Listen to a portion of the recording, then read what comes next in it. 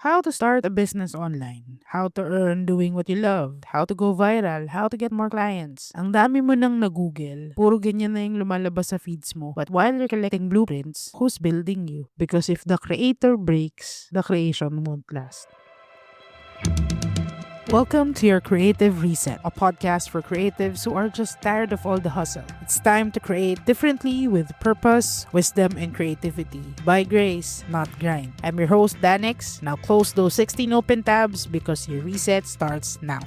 Last episode, we talked about how motivational mantras that got you here will not take you to where you wanted to go from here. And today, we'll continue on the series of Before the Brand, Build the Person. We are now set sa mas malalim pang conversation. Ang dami ko kasing nakikita ang mga how-tos online, more tactics on how to grow your audience, how to start, how to go viral, etc. Pero sa totoo lang, bihira akong makita ng mga conversations about building yourself. As in, there's no specific formula on how to do it and there's no clear roadmap talaga na ito yung step 1, ito yung sisimulan mo, step 2, ito muna, step 3. As in, walang formula on how to build yourself. And that's one of the reasons why I started this podcast. More than just being able to build personal brands, building business. I wanted to help you build the person more than the brand. Because if you build the person inside, everything will just come out naturally. The brand, the business, the skills, the income, it will just come out kapag binild mo yung person inside. And I feel that more people often go straight on building something because we want results fast. Lalo na ngayon, attention spans are declining. Sabi nga nila mas mahaba pa daw yung attention span ng goldfish than a human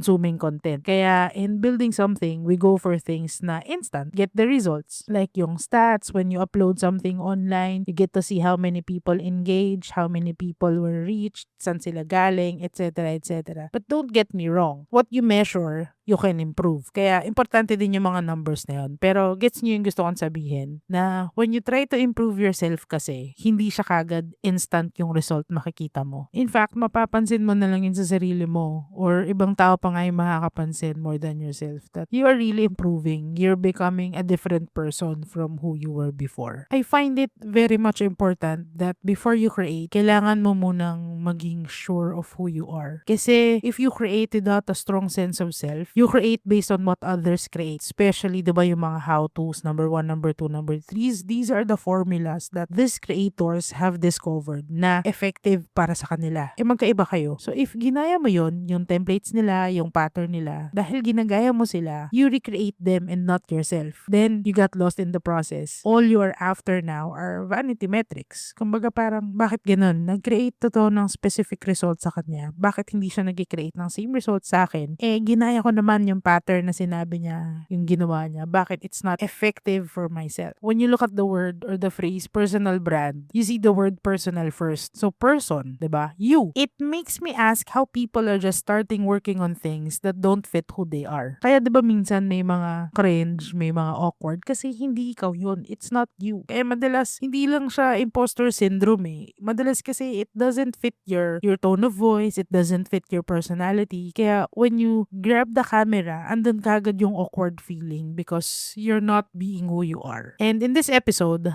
I want you to see the importance of you more than why you're building what you're building, more than who you are building it for, more than what you are building.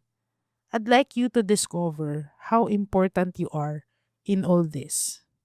Bago ka pumili ng niche mo, bago ka pumili ng product, ng business name, ng kulay, I want you to pause and check to see who you are. I'm sure ilang beses mo na itong narinig na start a business online, do what you love, earn from your passion, build your personal brand, and a lot more things on how-tos, diba? And I'm not here to say that these are wrong. But today, I want to ask something different. In all this effort that you're doing, in all this learning, in all this, in all this drive to build something, what are you really trying to achieve? Anong gusto mo mangyari? More than have an extra income, more than the freedom, more than the shiny results. What are you really after? That if I could sit down with you right now one-on-one, hindi kita tatanungin ko anong gusto mong i-build, anong gusto mong gawin. Tatanungin kita bakit. Tapos I'd ask again why and again until we get to the bottom of everything na nasa surface level, until we get to the real who behind everything. Diba ang tinatanong ko sa'yo why, pero yung ma-uncover natin yung who. Because most of us don't pause long enough to meet that person, the one that's building, the one who is building inside. Lagi lang nating mga tinatanong kapag ka nagbe-build tayo ng something, sino yung target audience mo, sa mga marketers, sino yung niche mo, ano yung problem na sinusolve mo, bakit mo sinusolve, whatever. Pero have you asked yourself, who am I really? Kasi bakit ko tinatanong to? Kasi I know what it's like to rush, to put pressure on myself just to make something work because the investment was no joke. So we hustle to ROI, clarity, momentum, all at once. Kailangan makuha natin siya agad. And when things don't move as fast as we expect it to move, we start asking, bakit hindi siya nag-work? Bakit? Anong mali? Baka yung messaging ko, baka may kailangan akong ayusin. Mako-confuse ka na. And here's what I've seen in myself and in others as I observe. The first thing that cracks in your brand, in your business, when things are not working the way that quote-unquote it should, is your peace. Darating na anxiety, papasok na yung worry. When you look at the numbers, it's not numbering. So ang gagawin mo yun, magtutweak ka ngayon ng message. Mag-overthink ka ng content mo, mag-overthink ka ng business plan mo. You lose the confidence na, gosh, baka hindi dapat ito yung business ko, baka hindi dapat ito yung ginagawa ko. And eventually, you will lose motivation. Mapapagod ka na lang. And soon, you don't even recognize what you're building anymore or why you're building it. Lahat yun mawawala na lang. That's why being grounded means you create because it's who you are. You're not creating to prove something. You're not rushing to chase a metric. You're doing it because that's who you are. Kaya importante kilala mo kung sino ka. It's really helping people. It's showing up. It's expressing yourself. That's how you roll. And yes, sometimes you feel nervous. Pero alam mo yun, yung kaba, more of an excitement than panic. Kasi when you're grounded, the outcome doesn't just show up in revenue. It shows up in how you feel when you create. Do you feel satisfied? Do you feel clear? Do you want to do it again tomorrow? Kahit parang yung results hindi yun yung ine-expect mong mangyari. Do you still want to do it? And there's no roadmap that can give you that. A roadmap can show you steps. Yeah, sure. But it can tell you kung nasan ka. It cannot tell you where you want to go. Ikaw yung magsiset nun. And kung hindi mo alam yung dalawang bagay na yun, kung nasan ka at saan ka pupunta, no roadmap can lead you to somewhere. Only you can figure that out. So, if you're thinking, Danix, gusto ko na lang kasi gumawa, simulan na to kasi ang tagal-tagal ko na tong pinaplano and overthink. I applaud you. Congratulations. I like the courage. And sabi mo na nga rin, ang tagal-tagal mo na nga in-overthink, diba? So, baka kailangan mo na nga yan simulan. But this is for those na, bago ka mag-start, alam ko na malikot yung idea mo, mga ideas mong ganyan, diba? Let me ask you something muna. How long do you plan on carrying this? Because momentum can get you started, but only a strong you can carry it through.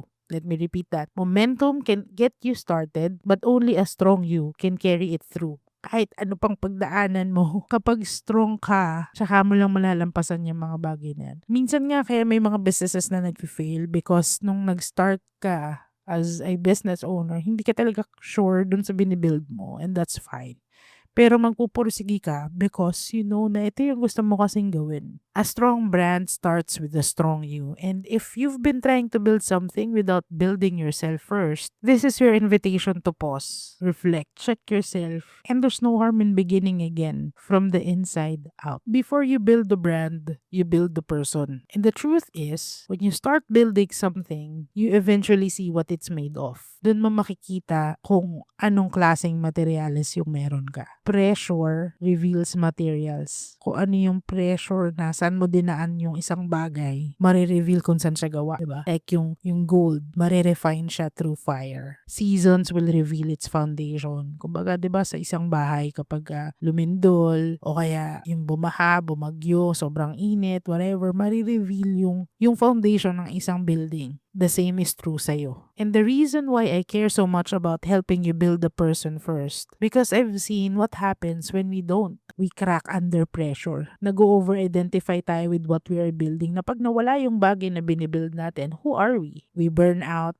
wondering why it still doesn't feel like us. Kahit nakailang pivot ka na, nakailang revise ka na, hindi pa rin siya swak. Even if we follow the right steps. And I want to anchor you into something deeper. Something more true than any brand strategy or content plan can give us. And it's found in Psalms 139 verse 16. This is one of my favorite verses when, I'm starting to shake and I wanted to be seen because the things in my life, parang ang gulo-gulo, the business, magulo. I go back to this and I realized na kahit minsan hindi ko nakilala yung sarili ko, someone already knows who I am and I am already being seen.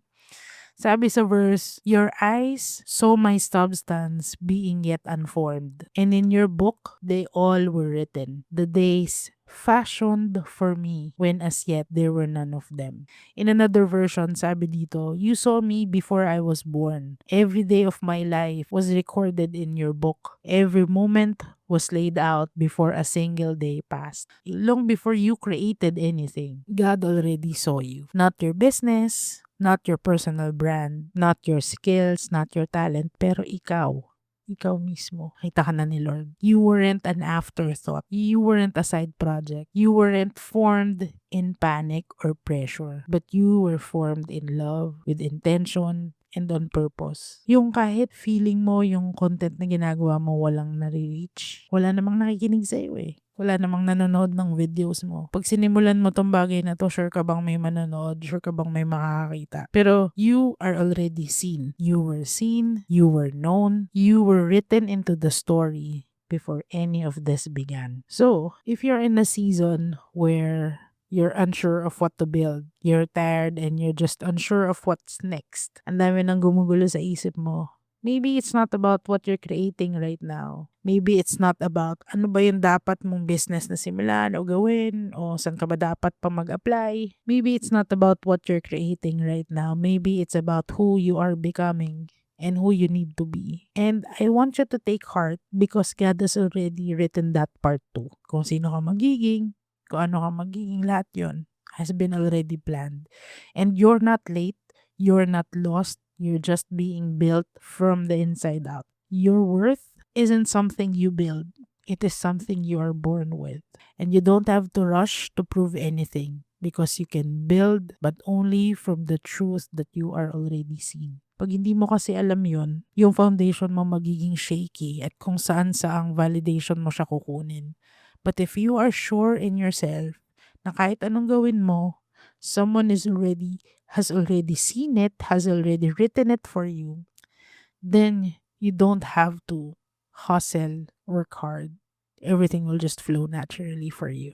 Because you weren't created to chase clarity. You were created with it. And the business you're dreaming of, it won't come from proving yourself. It will come from becoming yourself. You think you're stuck because yan lang yung alam mong gawin. And you feel na malayong-malayo ka pa sa dream life na gusto mo para sa sarili mo, para sa pamilya mo. But maybe, the real starting point is becoming the person who no longer needs to prove anything. Because the strongest thing you'll ever build is the kind of business, the kind of life you don't have to escape from. Thank you for having your reset with me. My name is Danex. If this episode helped you, share it with a fellow creative who might need it too. And please, let me know what you think of the episode by leaving a review. Let's keep creating with purpose, wisdom, and creativity, all by grace, not grind. See you on your next Creative Reset.